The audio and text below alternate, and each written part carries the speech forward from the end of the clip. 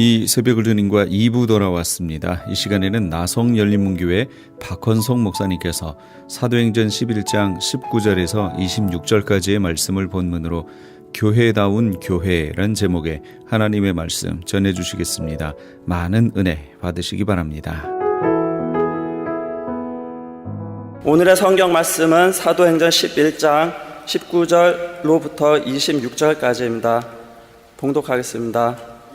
그때 스데반의 일로 일어난 환난으로 말미암아 흩어진 자들이 베니게와 구브로와 안디옥까지 이르러 유대인에게만 말씀을 전하는데, 그 중에 구브로와 구레네 몇 사람이 안디옥에 이르러 헬레인에게도 말하여 주 예수를 전파하니, 주의 손이 그들과 함께 하심에 수많은 사람들이 믿고 주께 돌아오더라. 예루살렘 교회가 이 사람들의 소문을 듣고 바나바를 안디옥까지 보내니, 그가 이르러 하나님의 은혜를 보고 기뻐하여 모든 사람에게 굳건한 마음으로 주와 함께 머물러 있으라 권하니, 바나바는 착한 사람이요 성령과 믿음이 충만한 사람이라. 이에 큰 무리가 주께 더하여지더라. 바나바가 사울을 찾으러 다소에 가서 만남에 안디옥에 데리고 와서 둘이 교회에 1년간 모여 있어 큰 무리를 가르쳤고, 제자들이 안디옥에 비로소 그리스도인이라 일컬음을 받게 되었더라. 아멘. 할렐루야. 교회는 하나님의 집이며 그리스도의 몸인 것입니다. 그리고 성도의 안식처입니다. 오늘 이렇게 교회에 나와서 예배하니 얼마나 좋습니까?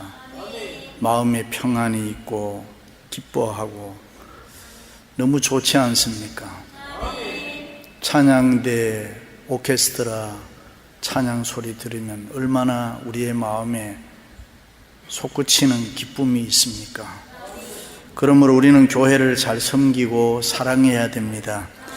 그것이 바로 주님을 구체적으로 섬기고 가까이 하고 사랑하는 길이기 때문에 그렇습니다. 믿습니까? 하나님은 교회를 사랑하는 자를 축복해 주십니다. 그래서 일찍이 다윗왕은 하나님에게 힘이 필요하다든가 자기에게 능력이 필요하거나 도움이 필요하면은 축복이 필요할 때마다 그의 심령은 주의 전 교회를 사모했다 그랬습니다. 만군의 여호와여, 주의 장막이 어찌 그리 사랑스러운지요, 주의 집에 거하는 자는 복이 있나이다. 사람이 내게 말하기를 여호와의 집에 내게 올라가자 할 때에 기뻐하였도다. 예루살렘을 사랑하는 자는 형통하리로다. 믿으시면 아멘. 다시 말해서 교회 가는 거 기뻐하고 교회 평안 구하고 교회 사랑하는 자는 형통의 복을 받을 수 있다. 하나님의 도움을 받을 수 있다. 믿으시기를 바랍니다. 그래서 하나님의 집, 하나님의 교회는 축복의 근원, 축복의 통로인 것입니다. 할렐루야. 사람은 사람다워야 하고 성도는 성도다워야 하는 것입니다. 그리고 교회는 교회다워야 합니다. 그런데 그것이 당연한 것인데도 불구하고 그렇게 어렵습니다. 그러나 여러분, 우리는 사람다운 사람, 성도다운 성도, 교회다운 교회 계속 만들어 갈 수 있기를 바랍니다. 우리 교회 나성열린문교회가 이 땅에 세워진 이후에 지금까지 항상 이런 기도했습니다. 이 교회는 예수 그리스도만 나타나고 예수 그리스도만 높아지고 예수 그리스도만 영광을 받으시는 거룩한 제단 되기를 원합니다. 열면 닫을 자가 없고 닫으면 열 자가 없는 그 능력의 주님이 이 교회의 머리가 되시고 목자가 되시고 온 성도는 그 예수 그리스도를 쫓아가는 그런 교회를 꿈꿉니다. 예배와 교육과 선교와 봉사를 통해서 위대한 교회의 샘플을 보여줄 수 있는 교회, 그리고 이민교회의 가장 아름다운 모델이 되는 교회, 주님 우리 교회를 그런 교회로 축복해 주십시오. 5년 후, 10년 후, 20년 후 많은 세월이 흘렀을 때에 오늘 이 시간 위대한 역사의 교회, 은혜스러운 교회, 싸움을 모르고 큰 소리를 모르는 교회, 기도만 알고 성경만 알고 사랑만 알고 전도와 선교만 하는 성령이 충만한 교회, 주님의 발걸음이 멈추고 주님의 옷자락이 드리워져 있고 주의 음성이 들리는 영성이 깨어있는 신령한 이 영광스러운 교회의 시작이 오늘 이루어졌음을 두고 우리가 해고할 수 있도록 하나님 축복해 주십시오. 할렐루야. 이것이 우리의 기도요 고백이었는데, 그동안 하나님은 우리 교회를 너무너무 사랑하셔서 말로 다 할 수 없는 은혜와 축복을 베풀어 주셨습니다. 앞다투어 봉사하는 선한 사마리아인과 같은 때를 따라 항상 훌륭한 성도들을 많이 보내주셨습니다. 지난 수년 동안 건축하면서 힘듦이 많았지만은 믿음으로 똘똘 뭉쳐서 거뜬하게 이겨나가는 성령 충만한 능력 있는 교회로서 이민교회, 세계교회 영향을 끼칠 수 있는 힘있고 실력 있는 큰 교회가 됐습니다. 놀라운 하나님의 사랑입니다. 놀라운 하나님의 은혜입니다. 놀라운 하나님의 축복인 줄로 믿습니다. 할렐루야. 그렇습니다. 교회를 다니는 사람이면 누구나 다 자기가 몸담고 섬기는 교회가 부흥해서 크게 은혜로운 교회 되기를 원합니다. 사실이지 교회가 크면 좋은 점이 많습니다. 인적 자원이 풍부하고 경제 자원이 풍부하므로 작은 교회는 할 수 없는 일을, 큰 일들을 많이 합니다. 우리 교회도 그렇게 오랫동안 건축하면서도 교육, 선교, 구제, 봉사 어느 교회 못지않게 많이 했습니다. 선교 지역에 선교비 없어 안 보내지 않았잖아요. 다 보냈단 말이죠. 또 주님, 우리 교회에 손님은 또 얼마나 많이 오시는지 다 감당할 수 있었습니다. 하나님의 은혜인 줄로 믿습니다. 또 뿐만 아니라 세상과 싸우고 또 우리 나쁜 융자 은행과 싸울 때면 돈 없으면 못 싸우잖아요. 돈 없으면 흩어지는, 그래서 그들이 그렇게 난리를 지긴 거 아니에요. 이 비영리 단체는 흩어져 버리면 그만인 거예요. 주인이 없는 거예요 말이에요. 그런데 여러분, 우리가 오해하지 말아야 되는 것은 대형 교회가 반드시 좋은 교회다라고는 또 말할 수 없습니다. 주님이 보실 때 교회다운 좋은 교회가 되어야 하는 것입니다. 주님이 보실 때에 대형 교회로 봐야 되고, 주님 볼 때 참 자랑스러운 큰 교회다 이렇게 봐야 된다 그 말입니다. 믿습니까? 그렇습니다. 외형적으로 대형 교회 되는 거 중요합니다. 그러나 더 중요한 것은 하나님 보시기에 세상을 변화시킬 수 있는, 세상을 뒤집어 역전시킬 수 있는 세상의 빛과 소금이 되는 그런 큰 교회가 되어야 할 줄로 믿습니다. 믿습니까? 좌우간 하나님을 기쁘시게 하고 세상에 소망되는 교회가 진짜 좋은 교회 아닙니까? 많은 사람들 이야기에 교회 소망이 없다고, 믿는 사람들이 다 그렇고 그렇다고, 아니 어떻게 보면 나쁜 짓은 더 잘한다고 뭐 이런 이야기 합니다. 사실 여부를 떠나서 우리 교회는 그런 이야기를 귀담아 들어야 되는 것입니다. 그래서 우리 교회는 달라져야 되는 것입니다. 교회가 뭐라는 것을 분명하게 세상을 향해서 보여주는, 선포할 수 있는 교회가 돼야 됩니다.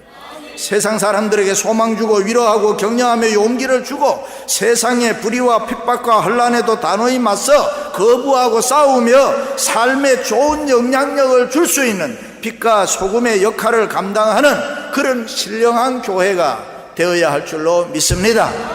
할렐루야. 보통 사람들이 그래요. 좋은 교회 하면은 목사가 좋아야 된다, 목사 이상으로 성장한 교회를 받느냐 뭐 이렇게 이야기합니다. 그러나 여러분, 꼭 그렇지 않습니다. 좋은 교회는 결국 성도가 만드는 것입니다.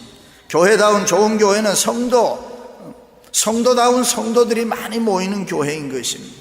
그 교회 성도의 수준이 어떠한가, 그 교회 성도의 삶이 건강한가, 하나님 앞에 올바로 사는 믿음의 사람들이 얼마나 많이 모여 있는가 하는 것입니다. 교회가 좋다 나쁘다, 하나님의 마음에 합당하다 그렇지 않다 하는 것은 바로 열린문교회에 속해 있는 여러분 한 사람 한 사람에게 달려있다 그 말입니다. 저는 여러분들의 신앙에 대해서 존경하고 자부심을 갖고 있는 목사입니다. 우리 교회는 세상 어디에 내놓아도 부러울 것이 없는 교회입니다. 저는 그것을 주님 앞에 가서도 고백할 수 있습니다. 할렐루야. 예루살렘 교회는 마가의 다락방에 모였던 120문도들이 의해서 시작된 교회입니다. 그리고 하나님의 축복 속에 놀랍게 부흥하고 성장했습니다. 믿는 무리의 수가 날마다 더해갔다. 3,000명이 되고 5,000명이 됐습니다. 그때 예루살렘 교회에 문제가 하나 있었습니다. 그것은 자기들끼리만 모여서 예배하고 자기들끼리만 모여서 기도하고 친교하고 다른 사람에 대해서, 세상에 대해서 관심이 없었습니다. 그러나 이것은 분명히 주님이 원하시는 일은 아니었습니다. 예수님께서 승천하시기 전에 제자들을 향하여 마지막 유언과 같이 간곡히 부탁한 말씀이 너희는 가서 모든 족속으로 제자를 삼아 아버지와 아들과 성령의 이름으로 세례를 주고 내가 내게 분부한 모든 것을 가르쳐 지키게 하라. 그런데 자기들끼리만 모여서 기도하고 찬송하고 예배드리고 친교하고 누가 땅끝까지 가서 주님의 복음을 전하면 누가 모든 족속으로 제자 삼을 수 있습니까? 그래서 성령님께서 예루살렘 교회가 현실에 안주하고 자신들의 성취감에 큰 교회라는 데 대해서 만족하고 있을 때에 교회를 흔들어서 핍박을 일어나게 한 것입니다. 때에 스데반의 일로 환난을 인하여 흩어진 자들이다, 그렇게 말합니다. 그러니까 스데반의 순교 사건을 통해서 예루살렘 교회가 핍박을 받고 흩어지기 시작했습니다. 다시 말해 성령께서 강제로 예루살렘 교회를 흩어버리신 것입니다. 그래서 제자들은 핍박을 피해 예루살렘을 떠나 뿔뿔이 흩어졌습니다. 지금까지는 유대인들에게만 복음을 증거했는데 이제는 저 멀리 여러 지방 안디옥까지 가서 이방인 헬라 사람들에게 복음을 전하는데 놀라운 일이 일어나기 시작했습니다. 주의 손이 그들과 함께 하심에 수다한 사람이 믿고 죽게 돌아오더라. 그래서 믿으시면 아멘. 얼마나 축복된 일입니까? 큰 무리가 죽게 더함으로 바울과 바나바를 선교사로 파송할 만큼 각 지역에 교회가 세워지기 시작했습니다. 예수 그리스도를 향한 저들의 열심이 얼마나 뜨거웠던지 역사상 최초로 그리스도인이라는 영광된 이름을 안디옥 교회 교인들이 받게 되는 것입니다. 그리고 훗날 이 안디옥 교회는 전 세계에 복음을 증거하는 성교의 중요한 교회가 되는 것입니다. 안디옥 교회가 교회다운 좋은 교회가 될 수 있었던 것은 환난을 당해본 신앙을 가진 사람들이 세운 교회였기 때문이다. 신앙은 환난과 고난을 통과해야 강해지는 것입니다. 환난과 고난이 없으면 진짜인지 가짜인지 모르잖아요. 우리도 지난 수년 동안에 환난 당해 보니까 알잖아요. 누가 진짜고 누가 가짜인가. 그렇습니다. 교회다운 교회는 성도다운 성도가 만드는 것입니다.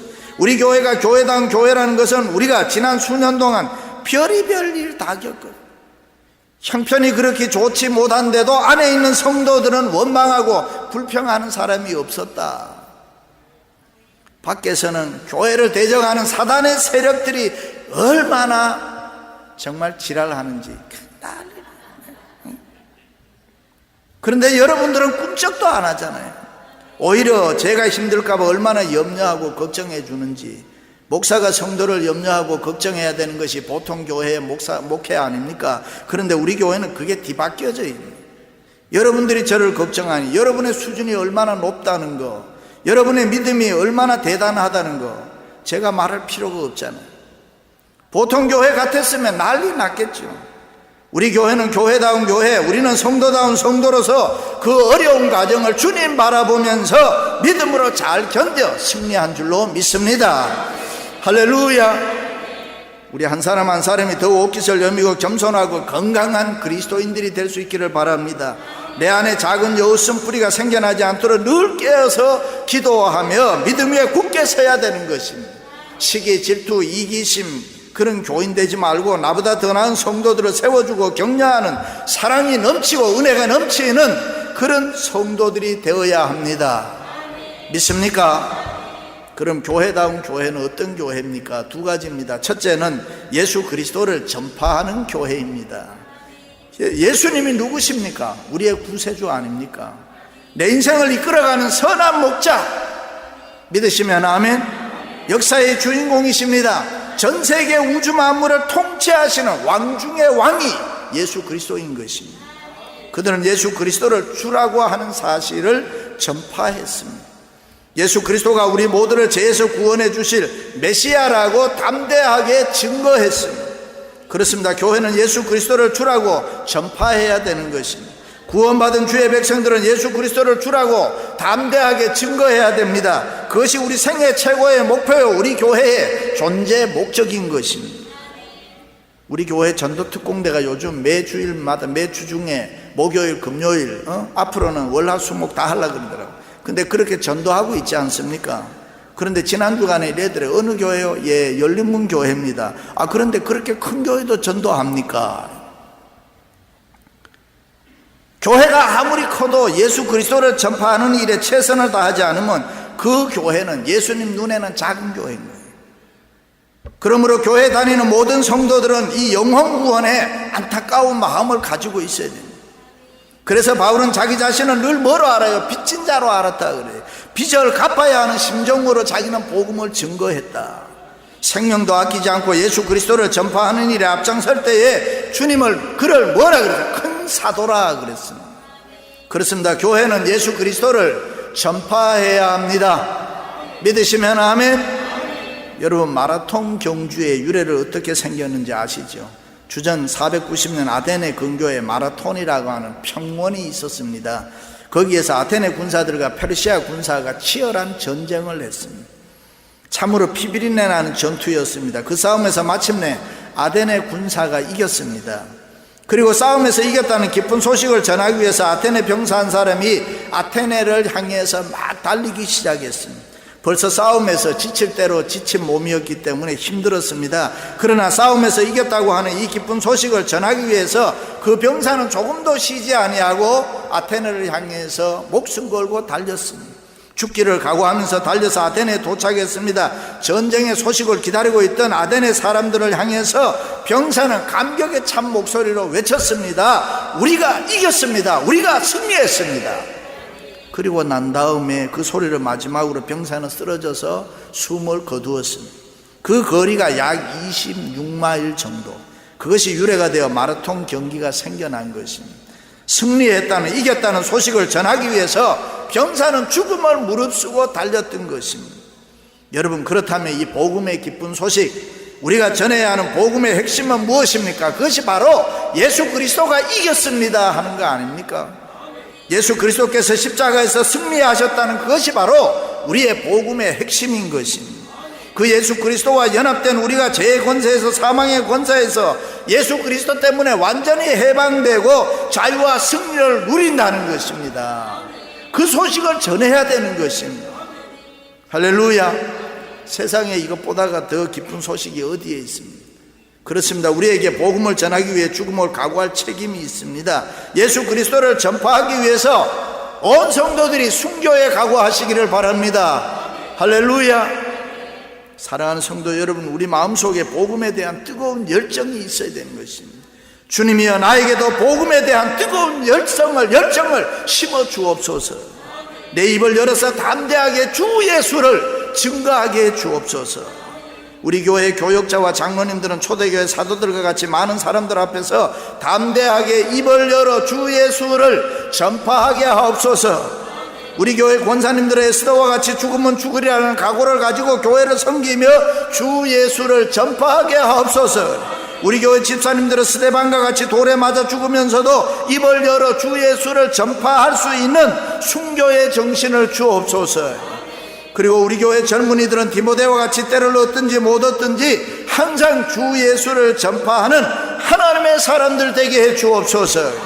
우리 교회 전도 특공대원들에게는 하나님의 권세와 능력을 주옵소서.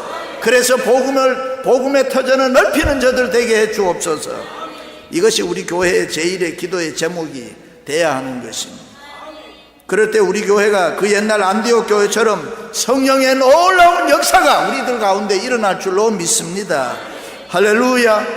그렇습니다. 교회다운 교회는 세상을 향해서 예수 그리스도를 전달하고 전파해야 되는 것입니다.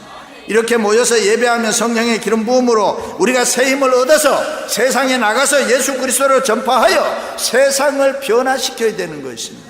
예수 그리스도가 전파되는 곳마다 생명의 역사가 끊임없이 일어날 줄로 믿습니다. 주 예수를 전파하니 주의 손이 그들과 함께 있어라고 했습니다. 주님께서 능력의 손으로 그를 붙잡아 주실 것입니다.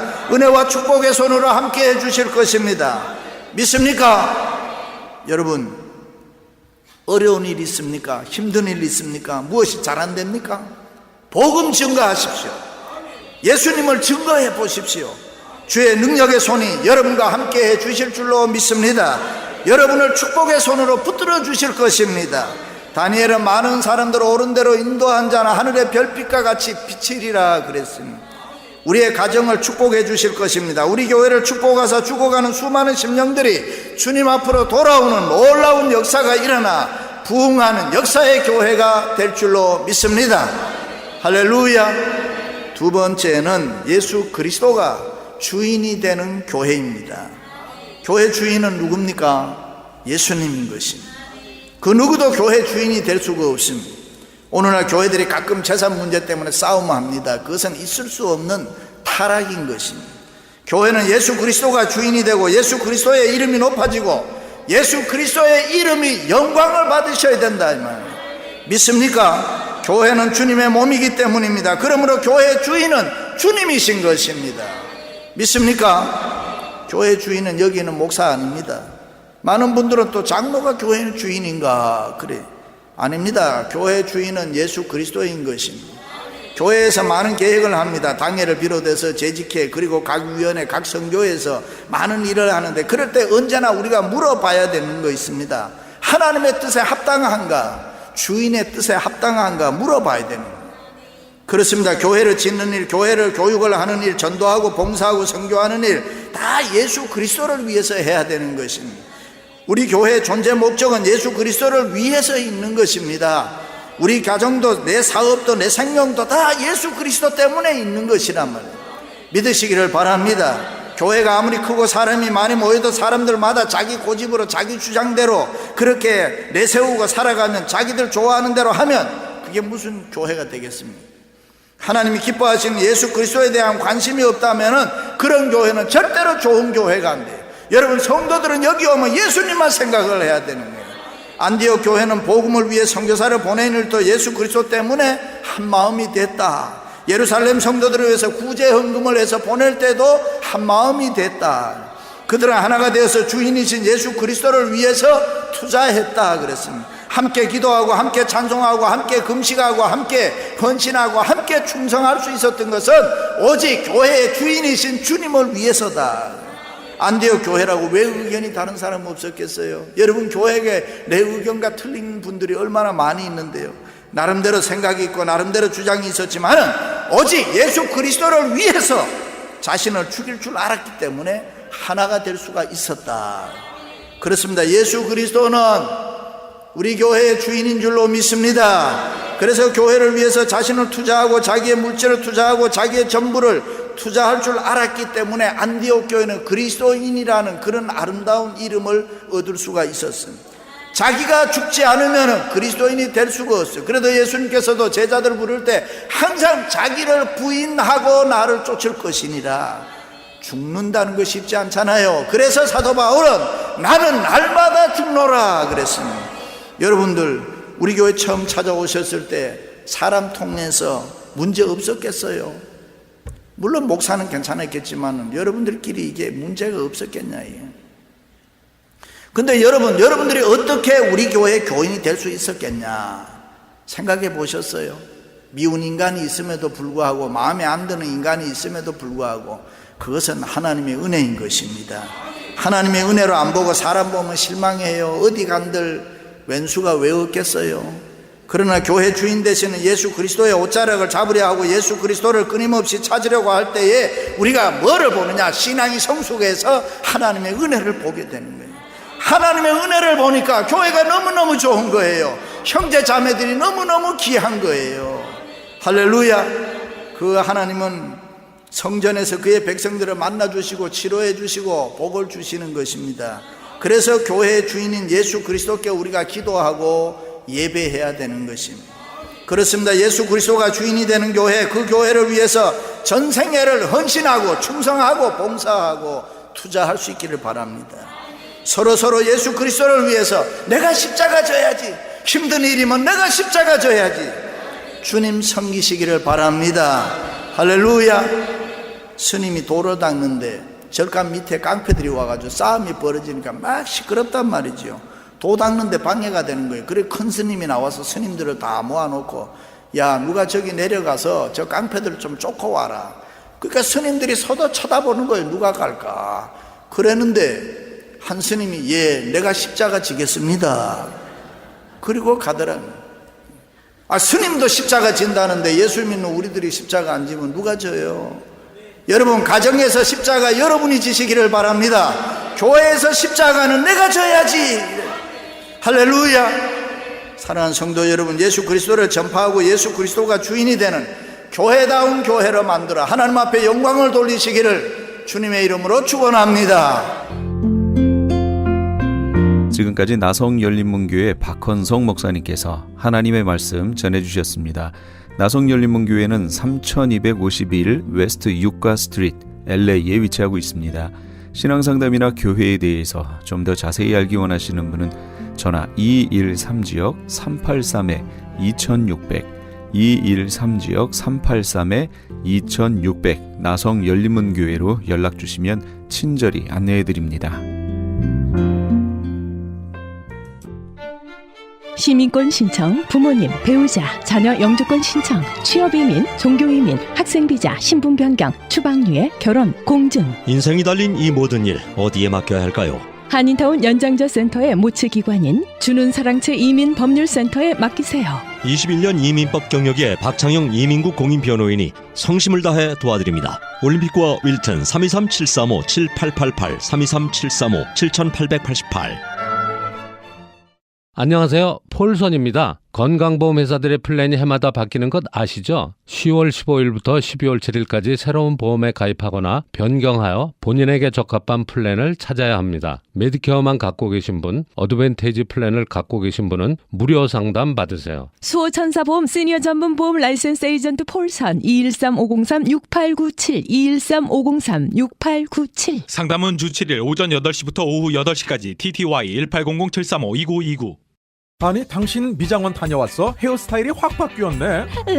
홈쇼핑월드 차홍 고데기로 마술을 부렸지. 홈쇼핑월드 차홍 고데기. 차홍 허니앤비 샴푸로 머리 감으면서 차홍 헤어두피 마사지를 쓰면 머릿결이 너무너무 부드러워지고 한 움큼씩 빠지던 머리카락도 눈에 띄게 덜 빠져. 차홍 고데기 너무 좋아. 그럼 그 웨이브 머리도? 당연하죠. 3, 4분이면 이렇게 풍성한 웨이브 머리를 만들 수 있다고요. 너무 이쁘다. 어디서 샀어? 홈쇼핑월드. 가격 만족, 품질 만족, 행복한 쇼핑. 활가와 웨스턴 홈쇼핑 월드.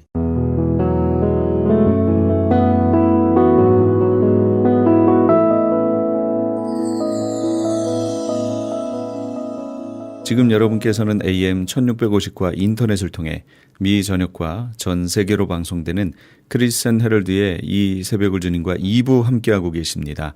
방송 시간과 설교 편성표는 크리스천 헤럴드 신문 주간 편성표나 홈페이지chtv1888.org에서 확인하실 수 있습니다. 계속해서 안디옥 장로교회 지윤성 목사님께서 창세기 35장 1절에서 7절까지의 말씀을 본문으로 인생의 후반전에 찾아오는 위기를 극복하라 란 제목의 하나님의 말씀 전해주시겠습니다. 많은 은혜 받으시기 바랍니다. 오늘 본문 2절에 보면 야곱이 이에 자기 집사람과 자기와 함께한 모든 자에게 이르되 너희 중에 이방 신상을 버리고 자신을 정결케 하고 의복을 바꾸라 그랬어요. 이방 신상을 너희 중에 버리라. 이건 누구에게 말합니까? 자기 집사람, 자기 종들, 자기 자식들, 자기 부인들에게 말합니다. 너희들은 이제 이방 신상을 그만 버려라. 이방 신 섬기는 걸 스탑하라고 이 말이에요. 이 가정에 여러분들, 목사의 가정에, 우리 가정에 예를 들어서 우리 자녀들이 내가 하나님 앞에 나와서 이렇게 설교하고 이렇게 기도하는데 우리 자녀들은 나는 부처가 참신이라고 생각해서 어디 가가지고 부처상을 갖다가 우리 집안에다 갖다 놨어요. 우리 딸은 무슬림교가 무슬림 이슬람교가 참 종교라고 또 그 코란 경전을 갖고 와서 날마다 읽고 앉아 있어요. 아들은 부처 앞에 절하고 앉아 있고. 그럼 내가 어떻게 해야 됩니까, 여러분? 어떻게 해야 됩니까? 대번에 쫓아내든지 다리 몽둥이를 부러뜨려 놓든지 해서 그래, 그게 정상이죠. 그게 정상인 겁니다. 야곱은 근데 어떻게 했습니까? 그걸 그냥 보고 눈 감아 준 겁니다, 이 사람이. 고향 땅으로 돌아와서 10년 동안 그걸 눈 감아 준 거예요. 하나님한테 한 대 얻어맞고 나서 이제는 그거 버려야 된다, 버려라. 인제사 그 소리를 하는 겁니다. 하나님을 믿는 가장입니까, 이 사람이? 그렇잖아요. 지금 보세요. 오늘날 자녀들이 또 뭐 내가 직장 사장이면 우리 그 직원들이 말을 잘 안 듣는다 그러지만 안 듣죠, 요새는. 옛날은 아버지가 곧 왕입니다. 아버지의 명을 거역을 어떻게 합니까, 자식들이, 아내들이. 당신 오늘하고 다르는 시대예요. 인권이고 뭐 없어요. 아버지 말이고 법이에요. 아버지가 과거부터 없애라면 없어지는 거예요, 이 집안에. 근데 야곱은 그걸 감수업을 안 했어요. 참견을 안 했단 말이에요. 인제사 고통 가운데 있을 때에 하나님을 찾은 거예요. 그만큼 영적인 것에 대해서 무관심한 10년을 보낸 거예요. 이런 가정에 어떻게 문제가 없겠습니까? 여러분 생각을 해보세요. 인제사 버리는 거. 왜? 자신의 목표는 오직 뭐였습니까? 야곱은 영적인 게 목표가 아니고 오직 재산 끌어 모으는 거, 오직 잘 먹고 잘 사는 거, 이거 목표였어요. 이거를 위해서는 달려갔지만 뭐 그들이 신앙을 어떻게 하든 그거는 별 큰 문제가 아니었어요, 야곱에게 있어서는. 자, 보십시오. 신앙의 중요성을 망각하는 이 야곱의 모습. 어떻게 이 가정이 하나님이 해도 하나님의 크신 은혜로 10년을 보고 계셨지, 나 같으면 단 한 달도 못 보고 안 있습니다, 이런 꼴은. 하나님은 10년 동안 참으신 거예요. 참으신 거예요. 또한 야곱의 이 가정의 문제가 왜 이렇게 발생을 합니까? 야곱의 모든 모습이 하나님 중심이 아닙니다. 더 이상 인간 중심, 질 중심, 세속 중심이었어요. 창세기 28장에 보시면 야곱이 고향 땅을 떠날 때에 그 첫날 밤 빈들에서 잠을 청합니다. 얼마나 두렵고 무섭습니까? 짐승 소리가 들리고 막 울고. 그때 하나님께서 꿈에 나타나셨잖아요. 사닥다리가 오르락내리락 하면서 천사들을 만나고 보여주시고, 야곱이 거기에서 감격합니다. 그리고 거기서 단을 쌓잖아요. 그리고 기도합니다. 이곳은 본래 그 땅이 루스라고 하는 땅이었어요. 근데 이곳은 하나님께 예배하며 제사 지내며 이거는 베델입니다. 하나님의 집입니다. 내가 다시 이곳에 와서 하나님 앞에 제사 지내고 이곳에서 살 겁니다. 하나님 도와주세요 하고 야곱이 그 약속을 하고 외삼촌 집에 가서 20년을 산 거예요. 20년 만에 부자가 돼서 돌아오면 약속대로 베델에 와서 베델에 살아야 돼요. 하나님이 그 조건으로 그에게 복을 주시고 약속을 이루어 주셨잖아요. 함께 해 주셨잖아요. 그런데 20년 만에 거부가 되어서 많은 재산을 거느리고 돌아와 보니까 베델은 아직까지 황무지예요. 그런데 그 옆에 봤더니 세겜이라고 하는 땅이 있어요. 거기에는 보니까 벌써 사람들이 문명을 이루고 살기 좋고 아름다운 곳이에요. 야곱이 생각합니다. 내가 다음에 조금 더 돈 벌고 와서 베델에서 살아야 되겠다. 아직까지는 세겜에서 살아야 되겠다. 그런 생각을 했는지 그 약속을 지키지 않고 세겜에서 삽니다. 그리고 한 10년을 보내는 거예요. 근데 이 세겜 땅에서 그 자신이 아이들이 어렸어요. 20년 만에 돌아오니까 그때 아이들이 막 지금 태어나잖아요. 그러니까 아이들이 다 10대란 말이에요. 10대를 이 세겜 땅에서 그대로 보내게 됩니다. 이 땅은 어떤 땅이었어요? 우상을 섬기는 그런 지역이었어요. 문화 자체가 그랬던 것입니다. 못됐고 음란하고. 그래가지고 그 딸이 세겜의 축제에 구경 갔다가 그만 이 추장의 아들에게 욕보임을 당하는 이 사건이 벌어진 거예요. 근데 그것은 그냥 그 당시에 그냥 그 문화가 흔히 있었어요. 그런데 이 야곱의 아들들이 여동생이 그런 일을 당했다고 왜 사람을 죽입니까? 그것도 한 사람을 죽이는 게 아니고 온 족속을 다 죽입니다. 왜 그렇습니까? 그 세겜 땅에는 그저 사람들을 죽이고 욕보이고 하는 게 그냥 늘 있는 거예요. 범죄 소굴이고 이 악의 도시였기 때문에. 결국은 그것이 사건이 확대돼 가지고 이 가정에 지금 이런 문제로 커지잖아요. 보세요. 우리 어린 아이들을 지금 제가 어저께인가 신문을 봤더니 적어도 1년 6개월까지 이제 어린아이가 1년 6개월까지는 스마트폰을 보여줘서는 안 된다. 이제 이렇게 과학 연구해서 그 이후에도 안 되지만은 우리는 그냥 서너 살만 되면 아이들 막 게임 갖다 주고 온 게임 합니다. 근데 게임이 물론 건전하고 좋은 것도 있지만 사람 죽이고 막 뭐 그런 것들, 밤낮 주야로 사람 죽이는 게임만 하는 우리 청소년이 있다고 생각해 보십시오. 실제로 사람을 죽여도 아무런 가책이 없는 거예요. 그런 사람, 그런 것만을 보고 자란 아이들은. 야곱의 아이들이 왜 남을 그렇게 칼을 갈아가지고 남을 살해하고 죽이려고, 이것도 순간적인 우발적인 범행이 아니고 정말 자기들끼리 모함을 해서 계획을 해서 사람을 죽이지 않습니까? 왜 이런 짓이 벌어집니까? 아버지가 이런 죄악의 소굴로 아이들을 끌어다 놓고 거기서 살게 한 겁니다. 늘 일상적으로 살인이 벌어지고 남을 죽이고 그것도 아무렇지도 않게 생각하고 가책도 못 느끼는 그런 도시에 이 자녀들을 거기다가 내버려 둔 거예요, 야곱이. 그게 바로 세겜이라고 하는 곳이에요. 우상의 도시, 음란의 도시, 죄악의 도시, 좀 살기 편하다고, 문화를 즐기자고 결국 그렇게 한 겁니다. 영적인 걸 보지 않았어요, 야곱이. 그저 자기 그냥 좀 편한 걸 본 겁니다. 편한 걸 좀 본 겁니다. 결국은 이 가정에 이러한 원인이 있었어요. 이 위기가 찾아온 겁니다. 그런데 고통이 있고 어려움이 있고 그때 그는 영적으로 눈을 뜨게 됩니다. 하나님께서 그를 찾아오셨어요. 이 위기가 어떻게 해결이 됩니까? 전에도 여러 번 아마 하나님께서 사인과 경고를 주셨을 거예요. 하나님께서. 그러나 야곱은 깨닫지 않았어요. 그게 눈 돌릴 틈이 없었고 세상 재미에 빠져서 그냥 사는 거예요. 이게 좋다고. 그런데요, 결정적으로 내가 사랑했던 내 가족들 다 잃어버리고 내 재산 다 잃어버릴 수밖에 없는 상황에서 자신을 드리고, 어떻게 이 문제가 해결이 됩니까? 하나님께서 이번에도 찾아오셨어요. 고통에서, 어려움에서 하나님을 만난 거예요. 여러분, 평안할 때 하나님을 차버리기 쉽지만 또 반대로 고통 가운데서 하나님을 만날 수 있는 최상의 시간이라고 하는 것을 최적의 시간입니다. 보세요. 1절에 보시면 하나님이 찾아오셨는데 딸이 고통을 받고 아들들이 남을 죽이는 살인자가 되고 또 상대방이 우리 가족을 몰살시키겠다고 하는 그 위기가 도와줄 수 없는 그런 입장에 있을 때 하나님은 그를 도와주십니다. 찾아오십니다.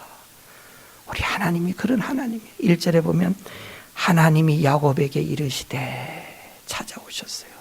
저와 여러분들, 실패의 자리, 낙심의 자리, 어려움의 자리에 있습니까? 여러분, 내가 잘 될 때에, 성공할 때에 하나님이 보이지 않았을지라도 어려움 때는 하나님이 보이시기를 바랍니다. 하나님을 보셔야 돼요. 하나님의 음성이 들리셔야 돼요. 하나님의 음성이 들리셔야 돼요. 그 음성, 그때 이렇게 야곱이 어려울 때도 길을 막아버리면 정말 야곱 가족은 끝난 겁니다. 그러나 그때 실패의 자리에서 하나님의 음성을 들은 거예요. 그러니까 살아나는 거예요. 시편 50편 15절에 보시면 환난 날에 나를 부르라. 어려움이 있습니까? 하나님의 음성을 들으시고 하나님을 찾으셔야 돼요. 그때에 하나님께서 내가 너를 건지리니, 그때서 하나님께서 건져주시고 내가 나를 영화롭게 하리시는 거예요. 찾아오셨어요. 그리고 말씀하셨어요. 뭐라고 말씀을 하십니까? 고통 가운데 있는 야곱에게 찢지 않았어요. 책망하지 않았어요. 용기를 주십니다. 이미 야곱은 고통을 당하고 있는 거예요. 거기에서 하나님은 꾸짖지 않았어요. 용기를 주십니다. 야곱아, 넘어져 있느냐? 쓰러져 있느냐? 야곱아, 일어나라. 일어나라. 1절에 보면은 하나님이 야곱에게 이르되 일어나라 그랬어요. 일어나. 일어나. 사랑하는 성도 여러분, 실패하셨습니까? 신앙의 실패, 사업의 실패, 인생의 실패, 과거에 어떤 실패가 있습니까? 그 자리에서 못 일어나고 지금도 주저앉아 있는 분들이 계십니까? 여러분, 원인은 각자 다른 이유 때문에 실패하셨을지라도 하나님은, 우리 아버지 하나님은 일어나라, 일어나라, 그 자리에서 일어나. 주저앉기를 원하시는 분이 아니에요. 일어나기를 원하세요. 사업의 실패의 자리에서 일어나라. 너의 불신앙의 자리에서 일어나라. 너 가정의 어려움에서 일어나라. 일어나라. 네가 원인을 제공했을지라도 일어나라. 일어나라. 야곱아, 일어나라. 일어나라. 격려하시고 힘을 주시는 하나님이세요. 그 하나님이 찾아오십니다. 우리 성경에 보면 절망 가운데 있을 때에, 고통 가운데 있을 때에 하나님은 찾아오셔서 하나님의 사람들을 일으키시는 그런 말씀들을 많이 하고 계십니다. 열왕기상 19장 5절에 보면 엘리야 선지자가 너무 지쳤어요. 피곤해요. 힘들어요. 두려워요. 이세벨이 죽이려고 합니다. 아방이 그를 잡아가려고 합니다. 너무 지쳐서 도망가서 로뎀나무 아래서 쓰러져 있습니다. 그때 하나님이 천사를 보내셨어요. 천사가 어루만지면서 뭐라고 말합니까? 일어나라. 떡을 주고 물을 주고 일어나라. 일어나라. 힘을 내라. 하나님은 그런 하나님이에요. 어떤 실패의 자리에서도 일어나라. 우리 예수님께서는 베데스다 못가 38년 된 사람에게, 병자에게 어떻게 하십니까? 일어나라. 요한복음 5장 8절에 예수께서 가라사대 일어나 네 자리를 들고 걸어가라.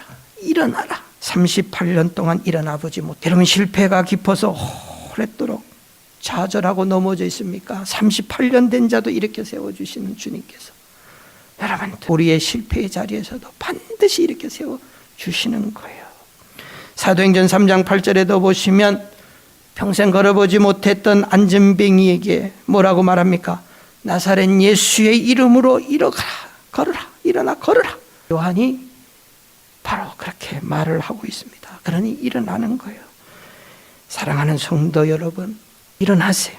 실패의 자리, 절망의 자리, 낙심의 자리, 질병의 침상에서 어떤 자리에서라도, 이 불신앙의 자리, 어떤 자리에서라도 앉아있으면 안 됩니다. 하나님은 일어나기를 원하시는 하나님이에요. 하나님의 음성을 들으셔야 돼요. 찾아오시는 하나님을 만나셔야 돼요. 그러면 우리가 일어날 수가 있어요. 일어나서 하나님은 뭐라고 하십니까? 속히 죄악의 도시를 떠나라고 하십니다. 1절에 보면 하나님이 야곱에게 이르시되 일어나 베델로 올라가서 거기 거하며, 거기서 베델로 올라가라는 거야. 앉아있지 말고 계속해서 죄악의 자리에 앉아있지 말고 이제는 죄를 청산하고 일어나서 하나님께서 약속해 주신 그 장소로 가라는 거예요. 그게 바로 베델입니다. 베델입니다.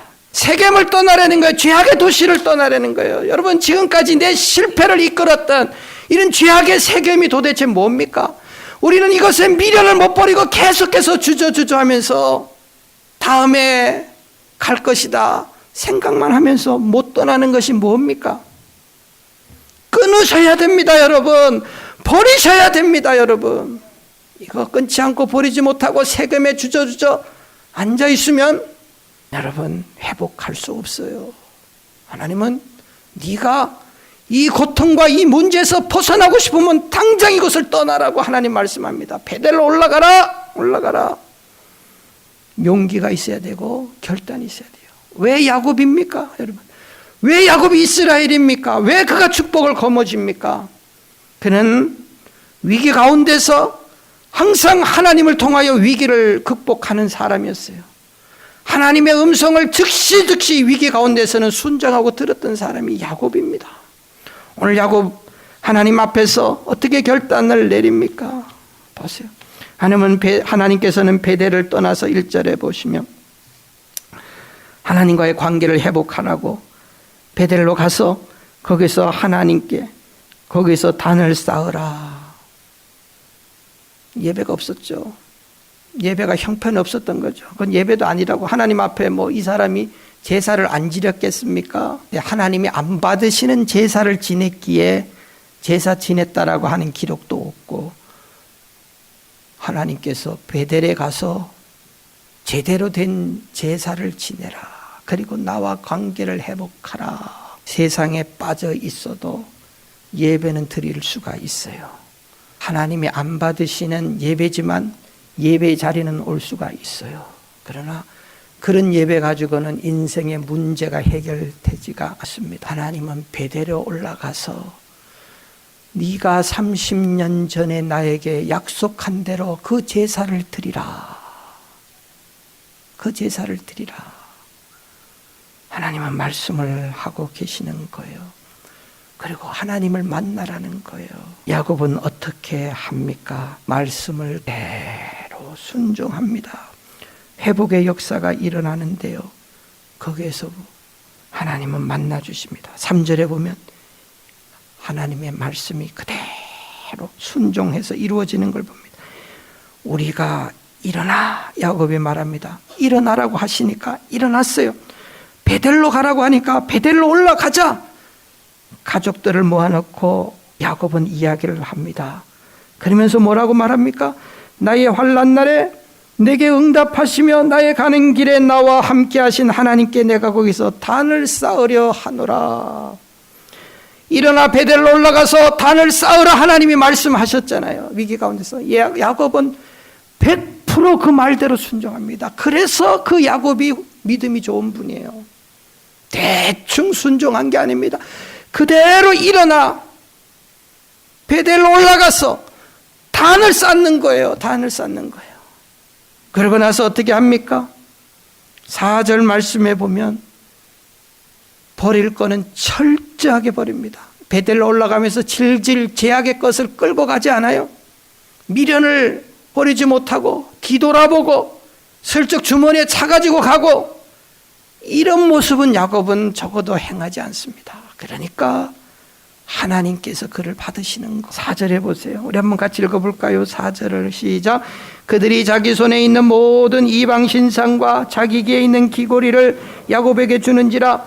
야곱이 그것들을 세겜 근처 상수리 아래 묻고, 이방 신상, 조그만 우상들 그런 거 품에 차고 부적처럼 차고 다녔어요. 집에다가도 여인들이, 아내들이 자기 각자 방에다가 그걸 두고 아침마다 거기에다가 절을 하고 기도도 했어요.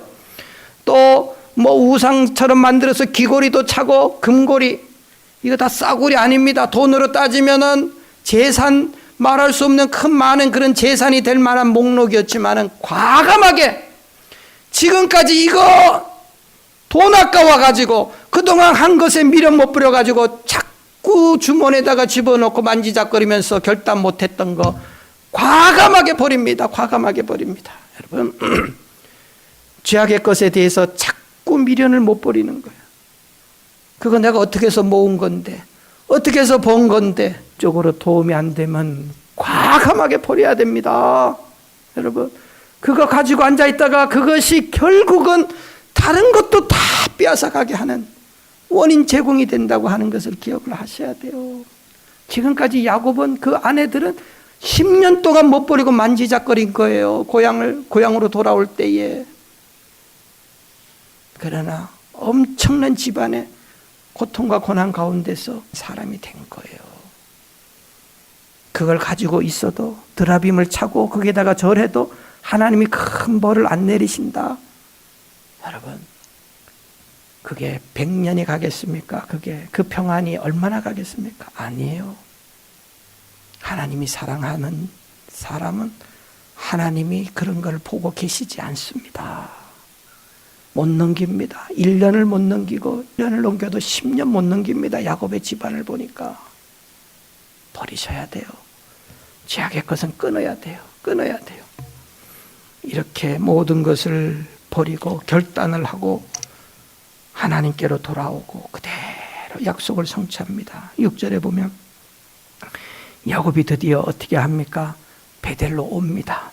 야곱과 그와 함께 모든 사람이 가나안 땅 루스 곧 베델에 이르고, 다 버릴 거 버리고 미련 없이 옵니다. 베델로 옵니다. 그가 거기서 단을 쌓고 그것을 엘베델이라 불렀더라. 엘베델, 베델이라고 하는 말은 하나님의 집이라는 말이에요. 엘은 하나님, 벳은 집이라는 말이에요. 하나님의 집이다. 하나님의 집이다. 이런 의미를 가지고 있어요. 여기가 진짜 하나님의 집이다. 단을 쌓고 베델이라고 거기에 제사를 지내며 불렀다는 거예요. 하나님과의 관계가 회복이 됩니다. 하나님께서 이 가정을 복 주십니다. 결단을 하니까 하나님께서 벌하셨지만은 다시 회복을 시켜주는데, 어떻게 회복을 시켜주십니까? 첫째로 이방 사람들이 야곱의 가족을 몰살시키겠다고 지금 겨루고 있는데 그 어느 누가 야곱의 집안 자녀들까지 해야 하는 자가 없었어요. 두려워가지고.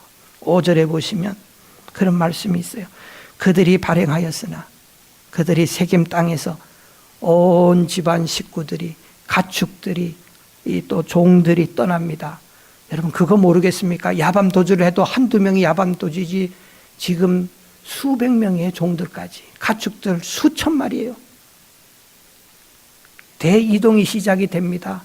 즉각적으로 반격을 당할 수 있는 그런 상황입니다. 발행하였으나, 떠났으나 하나님이 그 사방 고을들로 크게 두려워하게 하신 거로 야곱의 아들들을 추격하는 자가 없었더라.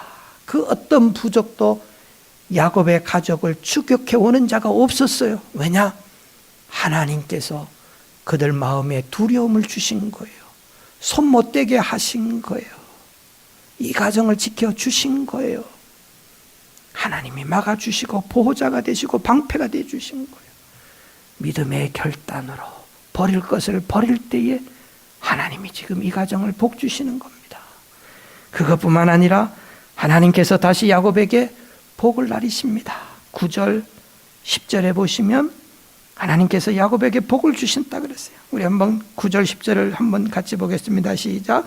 야곱이 밧단 아람에 돌아오매 하나님이 다시 야곱에게 나타나 그에게 복을 주시고 그에게 이르시되 내 이름이 야곱이다마는 내 이름은 다시는 야곱이라 부르지 않겠고 이스라엘이 내 이름이 되리라 하시고 그가 그의 이름을 이스라엘이라 부르시고 그랬어요. 하나님께서 야곱에게 나타나셨습니다.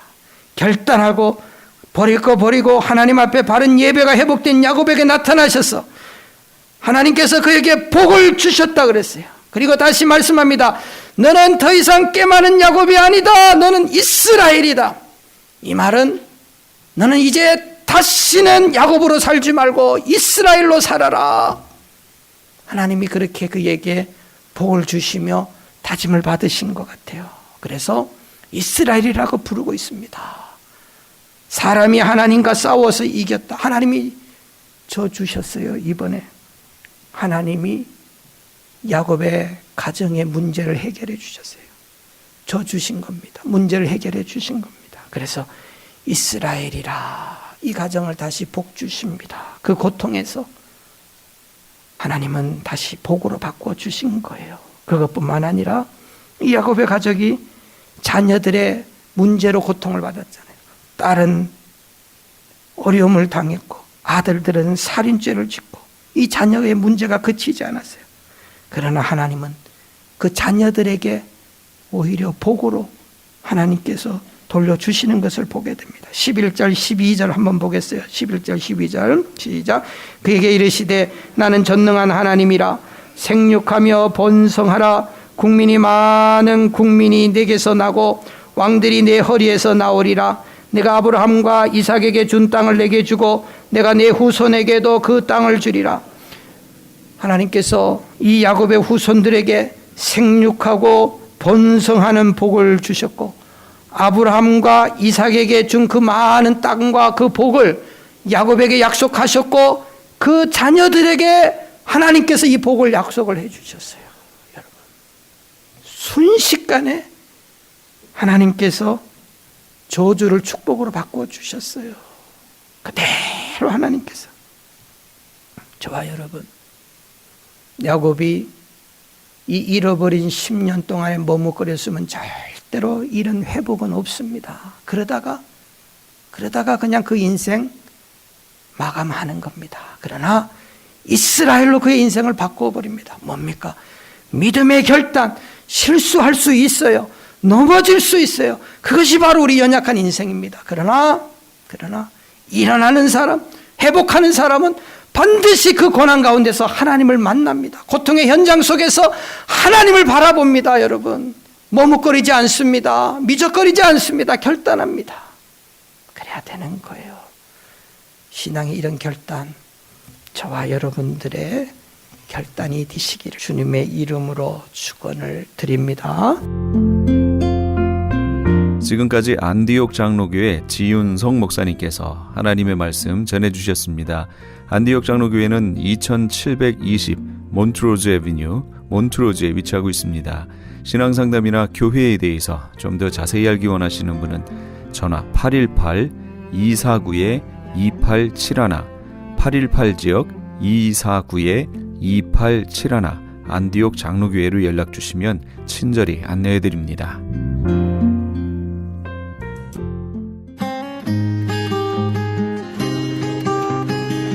교계 게시판.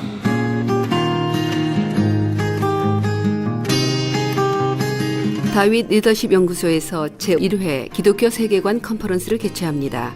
한인 커뮤니티의 실제적인 문제들을 기독교적 시각으로 들여다보고 현재 일어나고 있는 문제들을 그리스도인으로서 어떻게 해결해 나가야 할지를 고민해보는 시간이 될 것입니다. 일시는 11월 5일 토요일 오전 9시 30분부터 오후 4시까지이며 장소는 중영 선교교회입니다. 이날 특별 게스트로 가스 이미지의 공연도 있을 예정입니다. 좀 더 자세한 사항은 전화 818-549-9191, 818지역 549-9191으로 문의하시기 바랍니다. 모퉁이들 선교회 주철에 열리는 통일 선교를 준비하는 재난구조훈련이 나성 영락교에서 있습니다. 통일시 유엔과 북한 지역 개발 및 기회 재건 최우선 참여, 전 세계 재난지역을 유엔과 함께 참여, 유엔이 인정하는 IDRN 신분증 발급의 혜택이 있는 이번 재난구조훈련의 일시는 11월 16일 수요일부터 19일 토요일까지 오전 10시에서 오후 12시까지입니다. 모집 인원은 선착순 100명이며 등록비가 있습니다.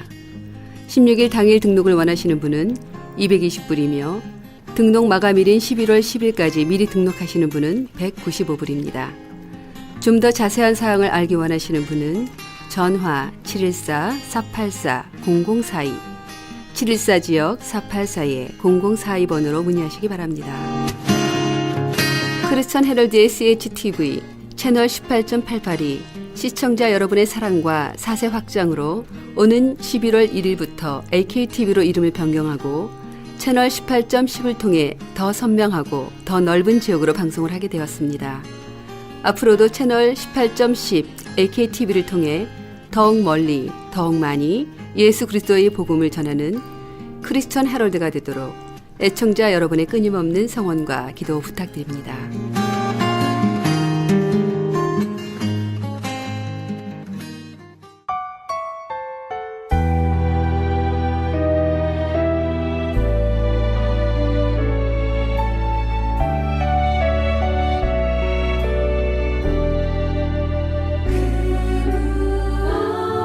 영혼 없는 몸이 죽은 것 같이 행함이 없는 믿음은 죽은 것이니라. 야고보서 2장 26절 말씀입니다.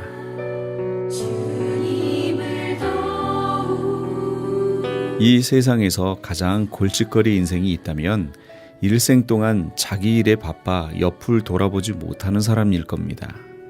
그들은 마음은 원이로되 행함은 없어서 늘 도와야 할 텐데, 찾아뵈야 할 텐데, 전도해야 할 텐데, 봉사해야 할 텐데 라고 입으로는 말하면서 행동으로는 옮기지 못하는 안타까움으로 일생을 사는 사람들입니다. 그렇다고 고개가 끄덕여지신다면 오늘부터라도 작은 일 하나라도 시작해 보시면 어떨까요? 지금까지 크리스천 헤럴드 방송에서 보내드린 이 새벽을 주님과의 정령철이었습니다. 고맙습니다.